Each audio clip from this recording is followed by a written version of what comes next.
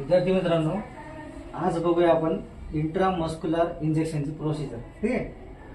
तर बघा मी काय घेतलं इंट्रामस्क्युलर इंजेक्शनच्या प्रोसिजरसाठी. एक क्लीन ट्रे घेतलेला आहे. ठीक आहे. त्यामध्ये एक बाउल आहे.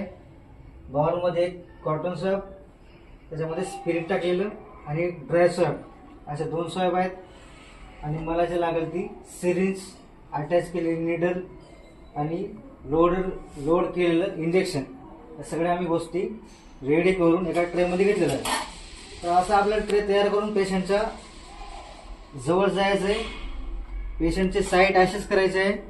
आणि आपल्याला आज इंट्रामस्क्युलर इंजेक्शन द्यायचं असल्यामुळे आपण एक त्याचे डेल्टॉइड इंट्रामस्क्युलर इंजेक्शन जे आपण देतो ॲडल्टसाठी, डेल्टॉइड मसल किंवा ग्लुटियस मॅक्झिमस मसल जे आपल्या बटक्समध्ये असते, त्या मसलमध्ये आपण इंट्रामस्क्युलर देतो. आणि हेच जर इंट्रामस्क्युलर इंजेक्शन आपल्याला चिल्ड्रन्समध्ये द्यायचं असेल, न्यूबॉर्नमध्ये द्यायचं असेल, तर आपण व्हॅस्टस लॅटरलिस ह्या नावाची मसल जे आपल्या अँटेरियर थायमध्ये असते ती यूज करतो. तर आपला पेशंट हा अडल्ट पेशंट आहे, त्याच्यामुळे आपण या डेल्टॉइड मसलमध्ये इंट्रामस्क्युलर इंजेक्शन देणार आहोत. तर पहिल्यांदा आपली साईट आपण असेच केली. मी स्पिरिट स्वॅब घेतलेला आहे.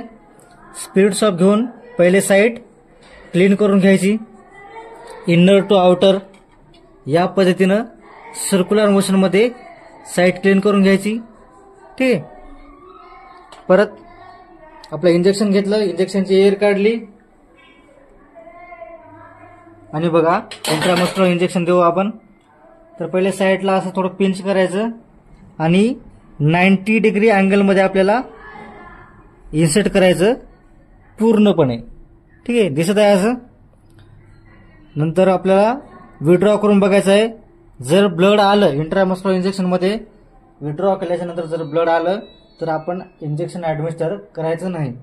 जर ब्लड नाही आलं तर याचा अर्थ असा होतो की हे इंजेक्शन जे आहे ते मसलमध्ये आहे, तेव्हाच आपण पुश करायचं आणि जेंटली विड्रॉ करायची निडल आणि कॉटन लावायचं.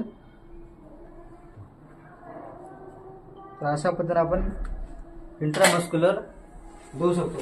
सर्वांना समजलेलं आहे. आता कोण करून दाखवतो?